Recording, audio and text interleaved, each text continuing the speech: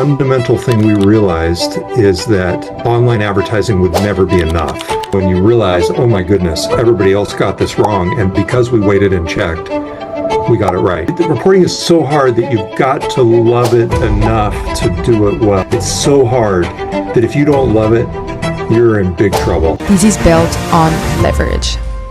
Todd Bishop is a journalist and media entrepreneur. He's one of the co-founders of GeekWire, a prominent national technology news site based in the Seattle region. GeekWire has expanded beyond journalism into events, podcasts, and startup coverage, becoming a crucial tech hub for the Pacific Northwest.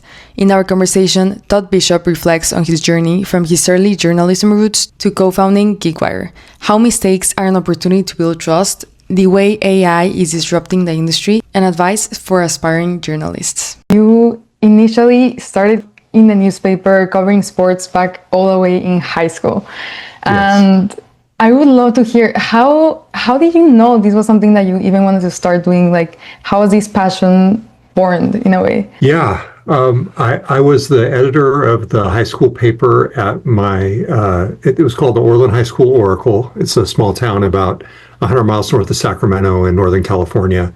And there was a basketball game between my high school's team, the Orland High School Trojans, and the Willows High School Honkers, which were our arch rivals. And all the players were slipping around on the court, on the hardwood. And it was really weird. There was like this slick substance on it. And nobody could figure out what was going on. And it got to the point where they had to cancel and reschedule the game. And this is a small town, roughly 5,000 people at the time. So this was a big deal. Mm-hmm.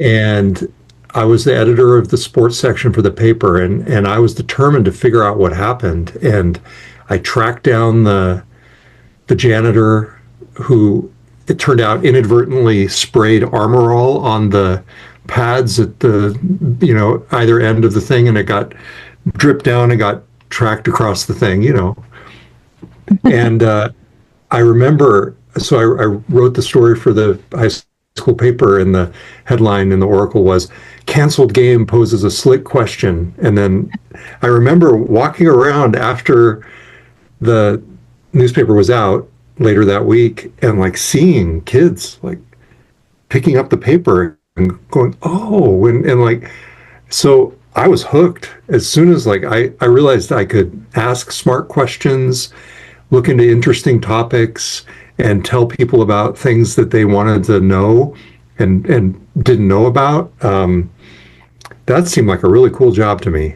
And so that's how I got into it. Wow, I love that. You kind of brought knowledge to something that happened too.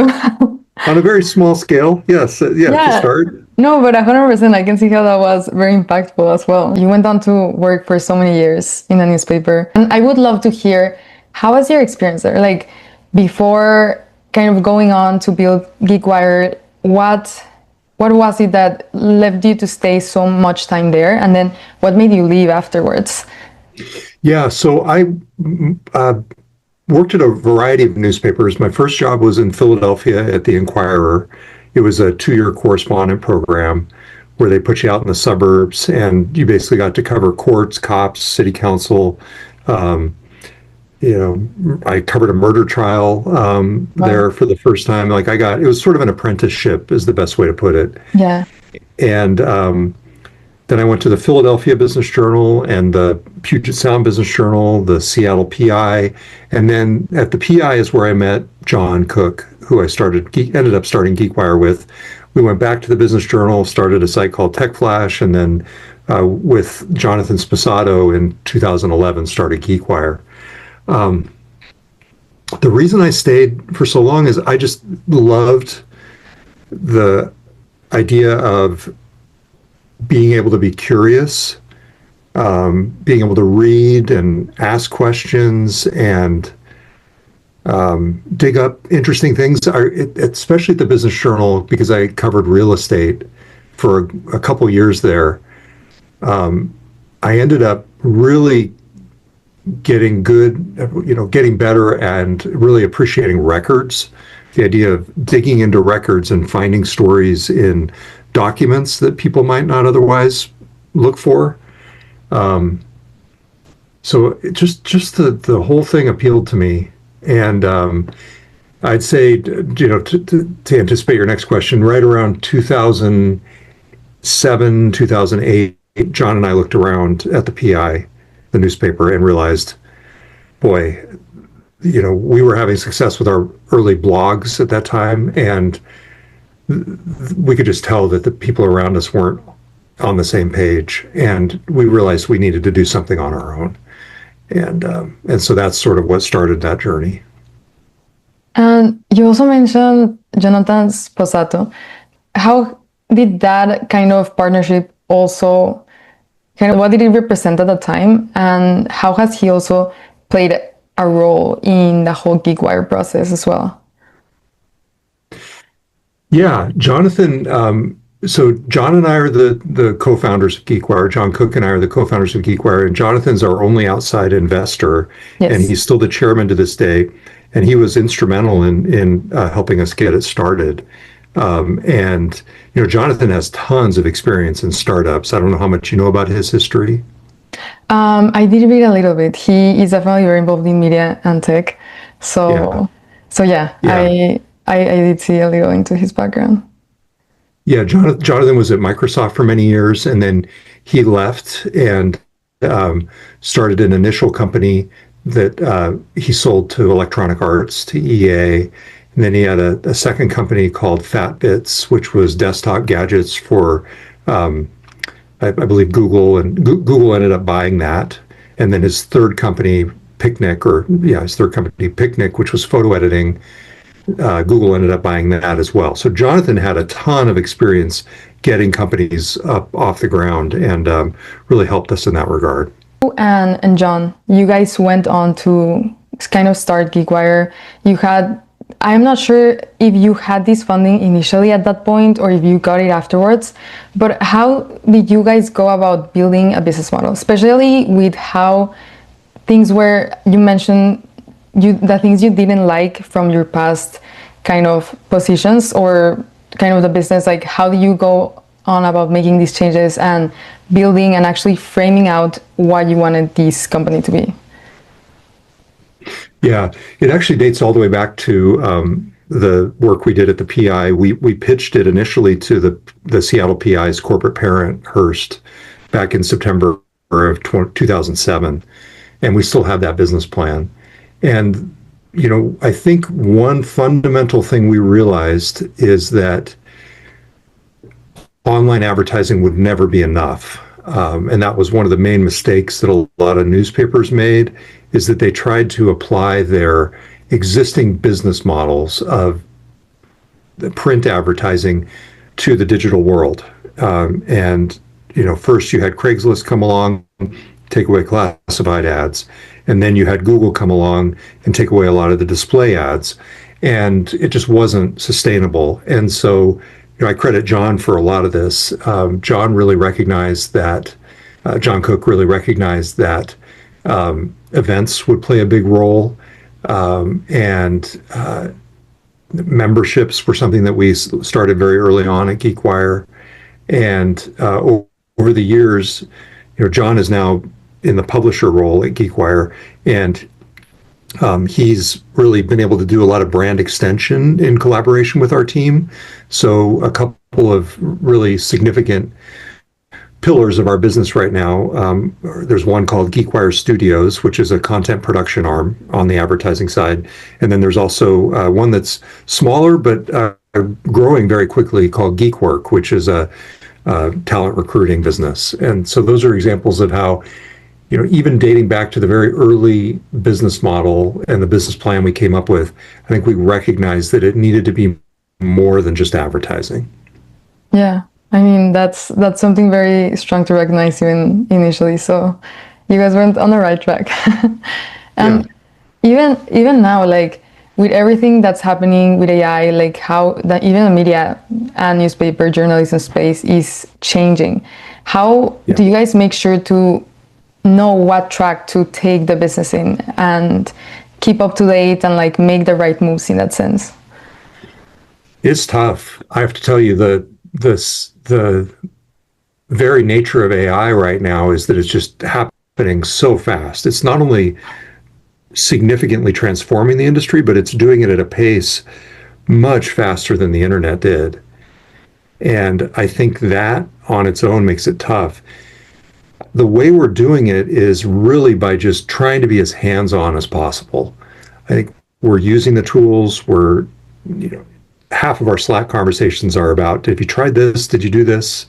What do you think about this? And, I'm seeing it not just on the business side, where certainly we're seeing some efficiencies, but in my own reporting, I've had a few stories lately where in many ways they wouldn't have been possible without AI.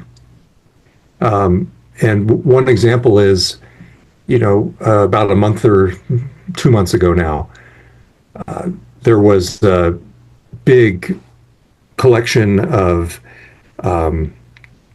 documents that were put out in Elon Musk's lawsuit against Microsoft and OpenAI. And it was about 250 documents that were released on a Friday afternoon. And I looked at that and I thought to myself, wow, I could sit here reading through all this, or I could download every single one of those 250 documents as a PDF and put it into Notebook LM and say, tell me about these documents. What should I be looking for? And the beauty of that kind of tool is that it links directly to the source. And so you can say, not only is this what the AI is telling me, but I can click a link and go straight to the document and confirm that that's exactly what it is. And I can send you the link afterward. I mean, just the behind the scenes look that we were able to post on GeekWire. I did that story basically in my spare time over the matter of the course of a couple days. And that easily in even 3 years ago, that would have been a week, 2 weeks, 3 weeks reporting project. And so AI has just really started to transform the way that we find and synthesize information in particular. Yeah, I was talking with another person that also mentioned how important it was for their team to kind of start adapting to all of these different things, because just like the efficiency of work is like way faster, way more efficient, basically. So yeah. Yeah, it's almost, frankly, at times it's too fast. There are times when you have to sort of take a step back and go, and you're making decisions at such a pace. You're not necessarily doing the tactical work that you would have done in the past, because a lot of those nuts and bolts are being handled for you, but you're making decisions at a much faster pace. And so in that way, it can be almost as draining, just as draining, because it's a sort of a higher level that you're operating at, but still just as intense. Yeah. It's changing, definitely. Yeah. And I mean, something that I've kind of heard a lot from you guys whenever you talk about GeekWire and the work you do there is how much you invest in the quality, like even since the beginning, like the building the trust, the community. And I'm really curious, like what are some things that you do, like actionable steps that you take to kind of cover a story in high quality, like to make sure to find these different things that are basically trustworthy and getting to that further step than maybe another person wouldn't? Yeah, that's a good question.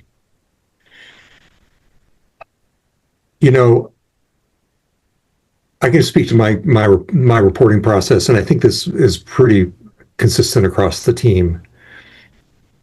We have a series of almost unstated principles, and I'll give you an example of one. We try not to surprise any sources, and this is something that you'll hear from journalists traditionally, but you may not see it happen in practice in a lot of journalism today. So if we're writing about somebody, and especially if it's something negative, they should not read it first in GeekWire without us getting in touch with them. And just kind of, in some respects, it's a little bit of a golden rule, you want to make sure that you do unto others as you would have done unto yourself. And, Yeah. if somebody were writing something about you or me or anything, you want them to call and say, hey, here's what I understand. Can you correct me on this or tell me on this? And then at the end say, when the story is almost about ready to be published, hey, here's what I'm reporting. I just want you to know that this is what I'm reporting. And just, to some extent, I think we've tried, even in the really busy world that we're all in, to take a beat and stop, think, and act with care. And there are times when doing that has made us later incrementally on a story than others. We might not beat The Verge or The Information or TechCrunch on a story by half an hour. We might be late by a half an hour sometimes. Not, of course, we take pride in getting things out there first, but we'd rather sacrifice speed for quality and making sure that we're doing it right. And I'll tell you, there are times when we've taken that extra moment, that extra 20 minutes to give somebody a call when you realize, oh my goodness, everybody else got this wrong. And because we waited and checked, we got it right. Now, I don't want to sound pious. We've also screwed many things up over the years. I don't want to sound like, we're somehow, immune to mistakes, because that's not the case. But then when you make a mistake, we're careful and transparent, and we're good about corrections and transparently saying, hey, we got this wrong. And frankly, one thing I've learned over the years is that a correction in and of itself can engender trust with sources, with readers, because they see, oh, wait, not only did they get it wrong, but they said they got it wrong. And then they did their best to get it right after they did. And so I think with a lot of young journalists in particular that I've worked with, there's just been this, especially in the print era, which is a little different because, it was kind of, set in paper and corrections were very bad. But especially in the online world, like, sure, you try to get everything right. But if you get something wrong, it's like, okay, it's not the end of the world. I got it wrong. I'm going to get it right. So hopefully that gives you a little bit of a sense for how we approach that with your question. Yeah, no, it does. And I feel so like something so small just goes such a long way for like everyone that sees it. So definitely. And okay, you started as journalists, and when you build a kind of business around that, there's so many other things around it that don't involve direct journalism. How was that process of kind of getting to a point where you are more focused in journalism again after maybe like all the other things that came into play while building as well? Yeah. Tell me, so I understand what you're saying. So I want to make sure I answer your question specifically. What specifically do you want to know about that? I kind of want to know, how is that process of getting back to kind of why you started? Back to journalism. I gotcha. Yes. Yeah, because I have worked my way. So for many years, I was the editor of GeekWire, and now Taylor Soper, who's been with us for almost 14 years out of the University of Washington. Taylor is our editor. So I'm not, I'm a backstop and a guide, and at a high level, I'm very involved in the rest of the newsroom. But Taylor is doing the day-to-day managing and editing. And that's freed me up to be more of a reporter with the time that I'm not working on business administration and operations. So the days that I get to report are the best days. I love the thing that I got into the business for in the first place. I mean, and to be clear, building the business, running the operations, I can get just as much satisfaction at times out of, properly filing our tax report with the Employment Security Department, which is that's the kind of administrative task that I end up doing, in my time on the operations at GeekWire. Yeah. I'm doing that well. I take pride in that. But the stuff that really lights me up is last week, we found out before most other folks that unfortunately the former CEO of Adobe of Aldus, who was responsible for PageMaker, Paul Brainerd, died after a long battle with Parkinson's. And I spent the better part of 2 days on the phone talking with his former friends and colleagues, his longtime friends and former colleagues, and was able to put together a piece.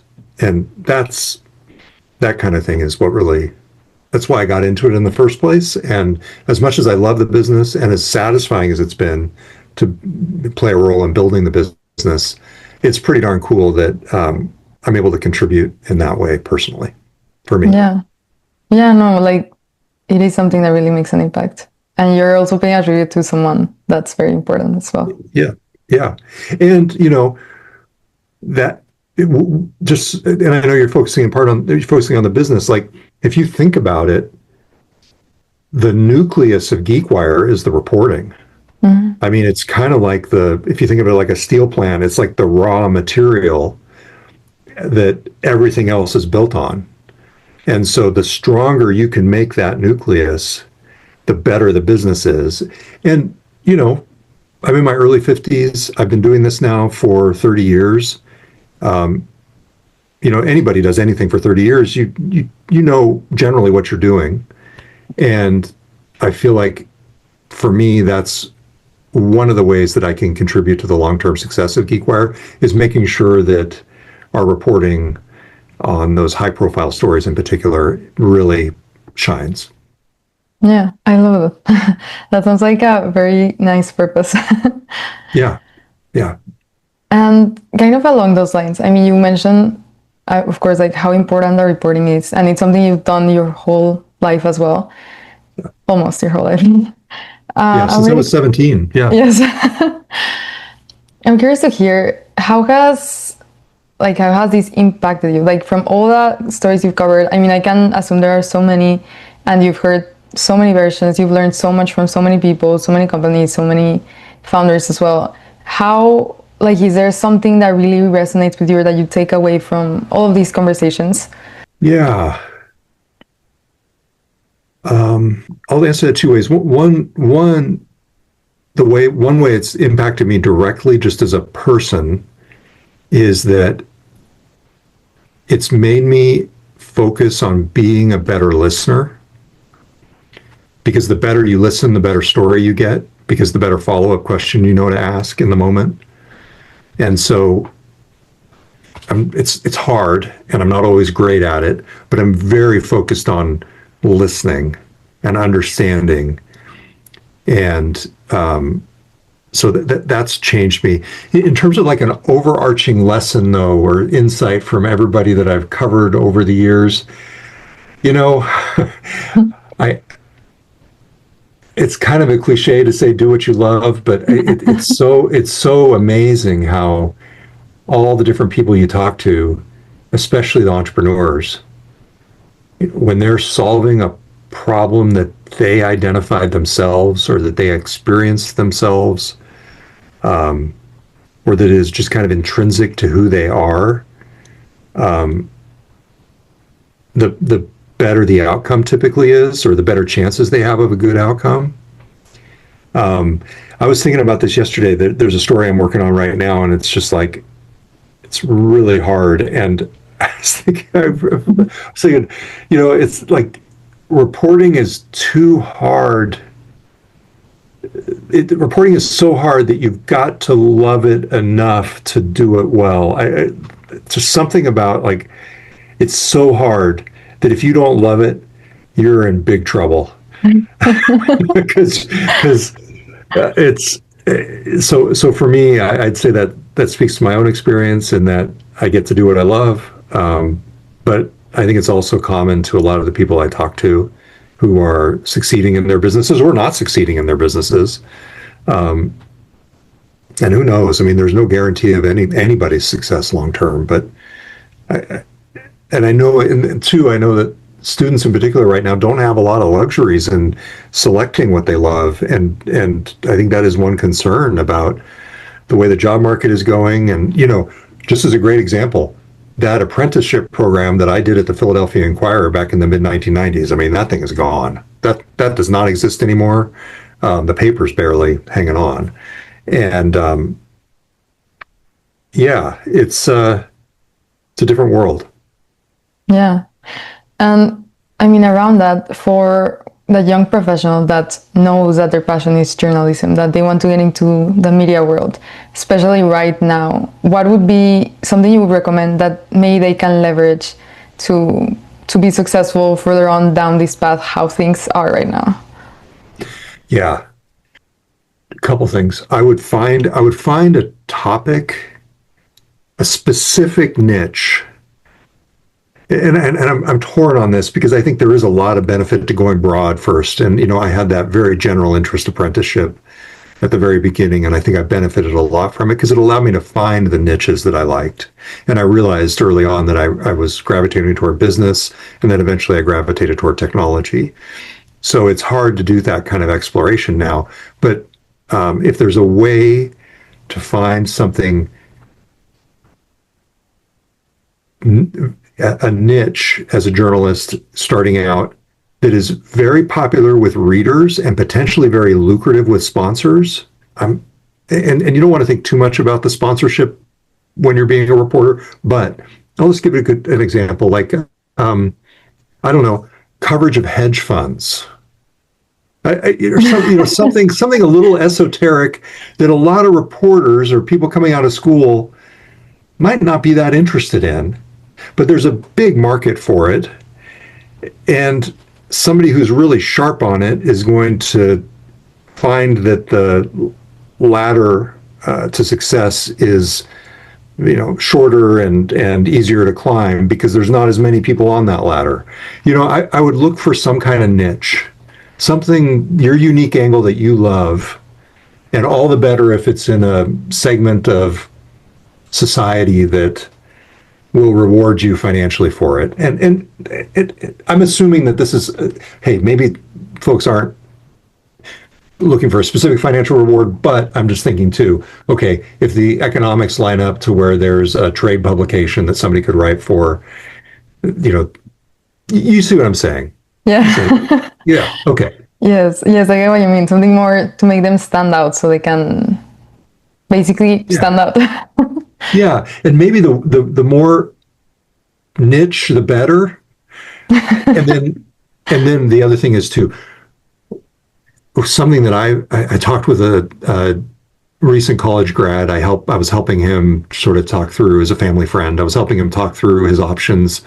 He wanted to go work for a newspaper, and so his dad connected him with me. And the first question I asked him was, how are you using AI, or are you using AI in what you're doing? And coming out of school, his brain was like, I better tell this old guy that I'm not using AI. He was like, he wanted to deny it.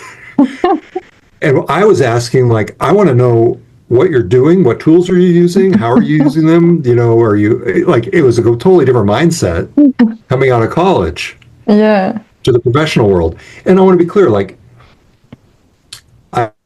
we're in control of the reporting, on the OpenAI story. Like, I was able to take the stuff from Notebook LM, put it into Claude and say, hey, how would you structure this story? What do you think? And then I wrote the story and I gave it back to Claude and said, what do you think of this? Oh, yeah, I'm missing this. Like, I'm doing it, and I'm ultimately in control of the sentences. I might not write every single word, but I'm controlling every sentence and directing everything. So it's a nuance, and there's a lot of gray areas, and you got to be careful. But that's my long way of saying, learn how to use the AI tools responsibly, in addition to finding a niche. Those would be my two things. Yeah, those are really good two things. And as a final question, I would love to ask if you have any advice or maybe something to live by that you would give to your loved ones. Oh, to my loved ones. Oh, wow. Yeah. Can I send this video to my wife and my daughter? My daughter's downstairs with a friend right now. Advice to my loved ones? Yeah. Wow, that's a little presumptuous. That would be a little presumptuous of me to answer that, but let me think of a graceful way to address it. Um, my mom, who's still alive, Peggy, was always there for me. Always there for me. Like one time, my friends and I went camping right after we graduated from high school, and one of my buddies jumped into the river with our car keys in his pocket and lost the car keys up, 3 hours north of where my mom was. And we went and found a payphone at the time, called my mom, and my mom was there that night. And not a lot of parents would do that. And my mom always showed up and she was there for me. And so that's kind of what I try to do with my daughter is something just happened last night where it was like, yes, I know that this is going to be the next 2 hours of my life, but I actually kind of relish the opportunity to go out of my way to help her in extenuating circumstances, not spoiling her, but just like, if there's a way for me to do something extraordinary that gets her out of a bind, I will do it, in part because that's what my mom did for me, and it makes me feel like I'm sort of continuing the family tradition. I love it. That is so nice. Okay. Thank you so much for everything you shared.